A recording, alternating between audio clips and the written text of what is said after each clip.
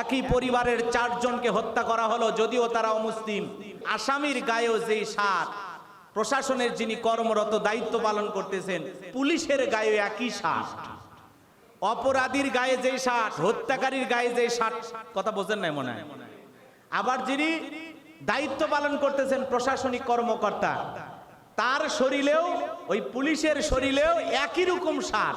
এখন মানুষ বলতেছে আসামির সাথে পুলিশের সার একই কালার, একই ডিজাইন, মিলে গেল, রহস্য কি? আজকেও বাংলাদেশের দিকে তাকায় দেখেন, রংপুরের এক মর্মান্তিক হত্যাকাণ্ড। একই পরিবারের 4 জনকে হত্যা করা হলো, যদিও তারা অমুসলিম। ঘাতক যারা হত্যা করেছে তারা ইয়াবা সেবন করেছে, এবং যাদেরকে হত্যা করা হয়েছে সেই বাড়ির ফ্রিজ থেকে খেজুর বাই করে তারা খেয়েছে। এখন যেই ঘাতক যে হত্যা করেছে, আসামির গায়েও যেই সার, প্রশাসনের যিনি কর্মরত দায়িত্ব পালন করতেছেন পুলিশের গায়ে একই সার। অপরাধীর গায়ে যেই সার, হত্যাকারীর গায়ে যেই সার, কথা বোঝেন নাই মনে হয়। আবার যিনি দায়িত্ব পালন করতেছেন প্রশাসনিক কর্মকর্তা, তার শরীরেও, ওই পুলিশের শরীরেও একই রকম সার। এখন মানুষ বলতেছে আসামির সাথে পুলিশের সার একই কালার, একই ডিজাইন, মিলে গেল, রহস্য কি? মানুষ এখন এই শার্ট নিয়ে পড়ে আছে, কথা কর নাকি ভাই? শার্ট নিয়ে পড়ে আছে, শার্ট নিয়ে পুরো নিউজ ভাইরাল হয়ে যাচ্ছে যে আসামির গায়ের কালারের যেই পরনে শার্ট, আসামির গায়ে যেই শার্ট পরা, পুলিশের গায়ে একই শার্ট, রহস্য কি?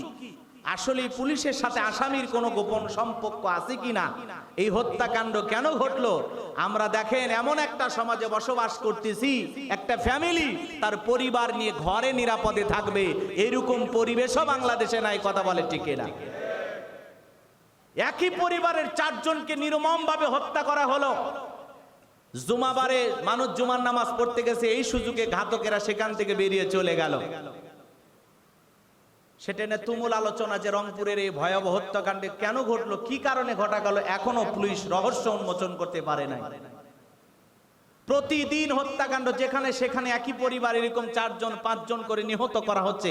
কারা হত্যা করতেছে, কেন হত্যা করতেছে, কি কারণে হত্যা করা হচ্ছে, কেউ কোনো রহস্য উন্মোচন করতে পারতেছে না, কথা বলে ঠিক না? সমাজে অন্যায় অপরাধ হচ্ছে, খুন খারাপি ধর্ষণ লেগে আছে, সমাজ পরিবর্তন হচ্ছে না। এই সমাজ যদি পরিবর্তন করতে চান তাহলে আল্লাহর কোরআনের আইন অনুযায়ী এই রাষ্ট্রে, এই সমাজে বিচার কার্য পরিচালনা করতে হবে, কথা বলে ঠিক না? যতদিন পর্যন্ত সঠিক বিচার না করা হবে, অপরাধীকে তার প্রাপ্য শাস্তি বুঝিয়ে না দেওয়া হবে, ততদিন পর্যন্ত এই সমাজে শান্তি প্রতিষ্ঠিত হবে। আসামি ধরা হয়, আলোচনা সমালোচনা হয়, টকশো গরম হয়, পেপার পত্রিকা ঢালাওভাবে নিউজ প্রচার করা হয়, কয়েকদিন পরে এই ঘটনা ধামাচাপা পড়ে যায়, আর একটা নতুন ইস্যু নিয়ে আমরা পড়ে থাকি, কথা বলেন ঠিক না? এই দেশে এই কাণ্ডগুলো আছে না নাই? ভাইয়েরা আমার, আজকে মানুষের জানমালের কোনো নিরাপত্তা নাই, মানুষ নিরাপদে পথ চলতে পারতেছে না। রাগ করতেছেন আমার কথায়? আমরা বলতে চাই এই ভয়াবহ হত্যাকাণ্ডের সাথে যারাই জড়িত থাক, প্রশাসনকে খুঁজে বের করে যাই সমস্ত অপরাধীরা এই হত্যাকাণ্ডের সাথে জড়িত, প্রত্যেকটা অপরাধীকে প্রকাশ্যে ফাঁসি দিতে হবে, কথা বলে ঠিক না? আল্লাহর আইন দিয়ে বিচার করবেন না, বুঝতে পেরেছি, কিন্তু দেশের আইন অনুযায়ী অন্তত আসামিদেরকে দ্রুত মৃত্যুদণ্ড দেন, কথা বলে ঠিক না? অপরাধীকে শাস্তি না দেওয়ার কারণে দিন দিন এই সমাজে অপরাধ বেড়ে যাচ্ছে, কথা বলেন ঠিক না? সম্মানিত ভাইয়েরা আমার, লম্বা আমি করতে চাই না, সংক্ষিপ্ত করে শুধু বলে দিতে চাই, বিশ্বনবী মুহাম্মদ রাসূলুল্লাহ সাল্লাল্লাহু আলাইহি সাল্লাম এই পৃথিবীর জমিনে যখন আগমন করবেন, সেই সমাজেও এমন কোনো অন্যায় অপরাধ ছিল না সেই সমাজের মানুষেরা করত না।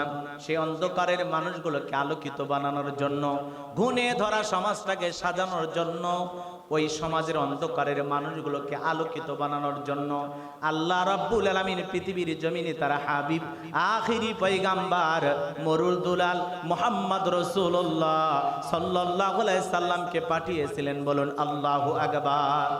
সম্মানিত ভাইয়েরা আমার, লম্বা করার কোনো সুযোগ নাই, সংক্ষিপ্ত করে শুধু বলে দিতে চাই, বিশ্ব নবী পৃথিবীর জমিনে আগমন করেছিলেন। নবীজির বাবার নাম আব্দুল্লাহ, দাদার নাম আব্দুল মুত্তালিব, দাদির নাম ফাতেমা, নানার নাম আব্দুল ওহাব, নবীজির নানির নাম হলো বাররা। সম্মানিত হাজিরিন, গভীর মনোযোগ দিয়ে কথাগুলো শ্রবণ করবেন। যে কথা আমি বলতে চাচ্ছিলাম, বিশ্বনবী মুহাম্মদ রাসূলুল্লাহ সাল্লাল্লাহু আলাইহি সাল্লাম তার বাবা আব্দুল্লাহ মায়ের গর্ভে থাকা অবস্থায়, বিশ্বনবী মায়ের গর্ভে থাকা অবস্থায় আব্দুল্লাহ পৃথিবীর জমিন থেকে বিদায় নিয়েছেন। নবীর বাবা আব্দুল্লাহ যখন পৃথিবীর জমিন থেকে বিদায় নিলেন, গভীর মনোযোগ দিয়ে কথাগুলো শুনবেন। মাত্র 5টা উট পৃথিবীর জমিনে রেখে গেলেন, 5টি উট, এক পাল ছাগল আর একটা দাসী রেখে গেলেন, যার নাম উম্মে আইমান। আব্দুল্লাহর ইন্তিকালের পরে আমেনা যখন জমিনে চলাফেরা করে, যেই রাস্তাতে হেঁটে যায় সেই রাস্তা দিয়ে সুগন্ধি পাওয়া যায়। মক্কার মানুষেরা কানা ঘষা শুরু করে দিল।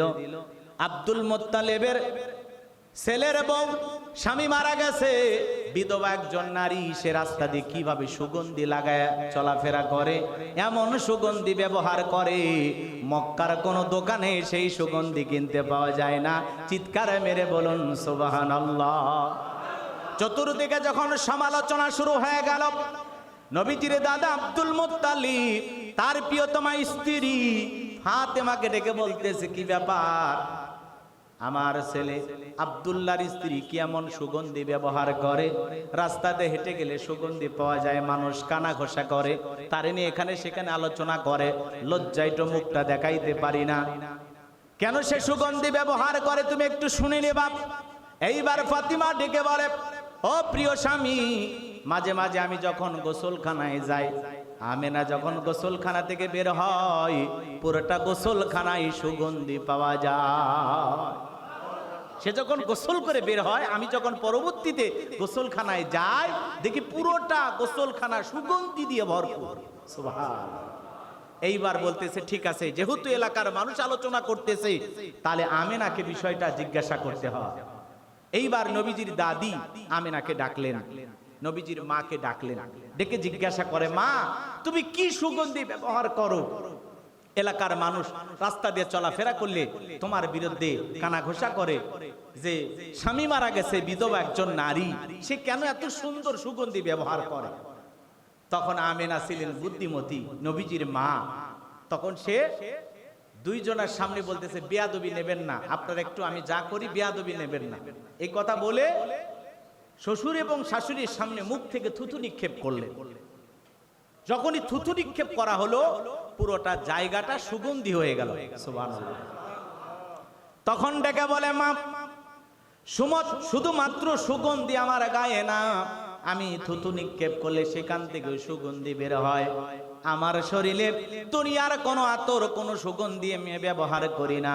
যেদিন থেকে সন্তান আমার পেটে আসছে, সেদিন থেকে আমার শরীরে সুগন্ধি।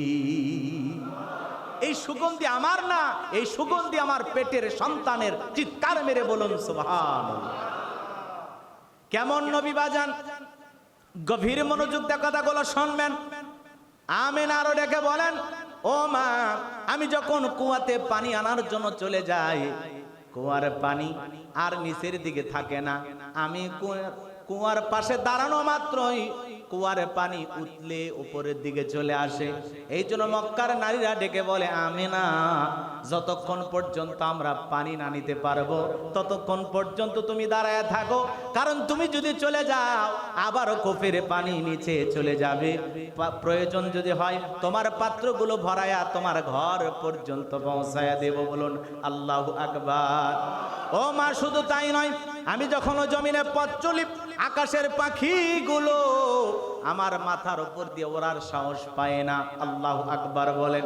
শুধু কি তাই, রাত্রিবেলায় আল্লাহর নবীরা এসে আমাকে সালাম দেয়। আল্লাহু আকবার।